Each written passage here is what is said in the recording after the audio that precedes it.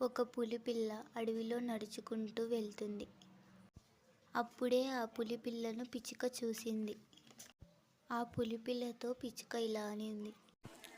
ఏంటి నువ్వు ఒక్కదానివే ఇలా అడవిలో తిరుగుతున్నావు? నువ్వు ఎక్కడికి వెళ్తున్నావు ఒంటరిగా? అప్పుడు పులిపిల్ల ఇలా అనింది.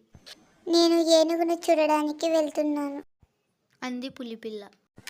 ఎందుకు ఏనుగును చూడాలనుకుంటున్నావు నువ్వు? అని అంది పిచ్చుక. నాకు అడవిలో కొన్ని జంతువులు చెప్పాయి. ఏనుగు చాలా పెద్దగా, చాలా లావుగా ఉంటుంది. అలాగే అది చాలా అందంగా ఉంటుందని.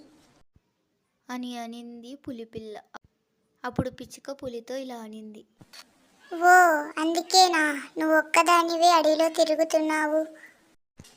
నువ్వు నాకు ఏనుగు మామను చూపిస్తావా? నాకు ఒక్కసారైనా ఏనుగును చూడాలని ఉంది. సరే అయితే నీకు ఏనుగును చూపిస్తాను, కానీ నువ్వు దగ్గరికి వెళ్ళొద్దు. అంది పిచ్చుక. సరే అనింది పులి. రెండూ కలిసి అక్కడి నుంచి వెళ్ళాయి. అదిగో అక్కడ దూరంగా కనిపిస్తుంది, అదే ఏనుగు. అదే నువ్వు చూడాలనుకున్న ఏనుగు.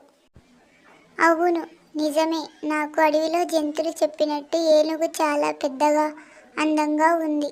నాకు చాలా ఆనందంగా ఉంది ఈరోజు. నాకు సహాయం చేసినందుకు ధన్యవాదాలు మిత్రమా. సరే మిత్రమా, ఇక వెళ్ళొస్తా. నీకెప్పుడు ఏ సహాయం కావాలన్నా నేనున్నానని మర్చిపోకు.